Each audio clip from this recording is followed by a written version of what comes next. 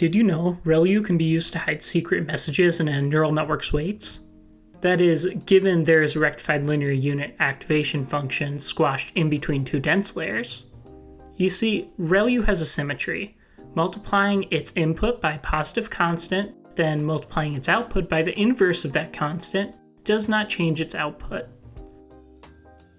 Because of this, multiplying the ith row of an incoming dense layer's weight matrix by alpha, then multiplying the ith column of the outgoing dense layer's weight matrix by 1 over alpha will not change the output of the network. Now, it's a bit convoluted, but you can use this to encode secret messages into your neural network. Where exactly is the message in this network? Well, your first thought might be that the secret message is in the output of the network. Maybe it's some kind of forced output when the network is given a particular input. Well, that's not the case. In fact, if you have a network with a secret message, then you could never tell just from the output. That's because the message is encoded directly into the particular values of the weights.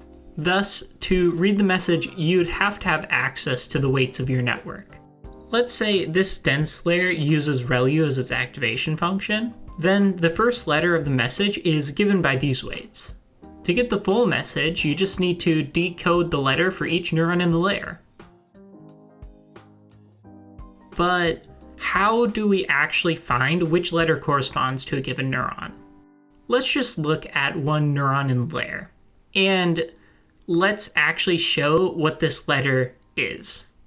The number corresponds to the ASCII character S, but how did we compute this number? Well, it's the magnitude of the neuron's incoming weights divided by the magnitude of the neuron's outgoing weights. How we compute this might seem rather arbitrary, but it's key to understanding how to encode the message into the network in the first place.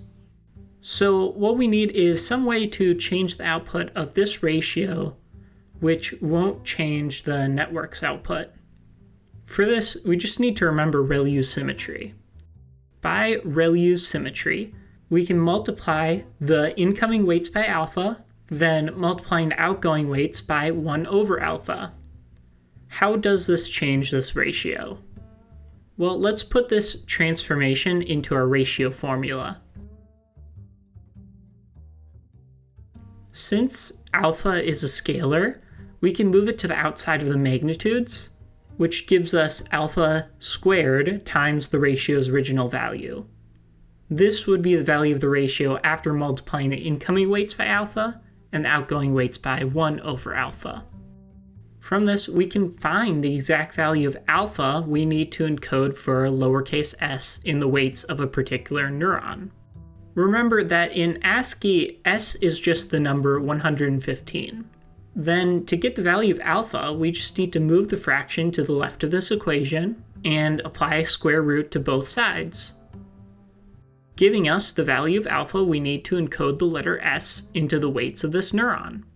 And because of ReLU, this encoding does not alter the output of the network.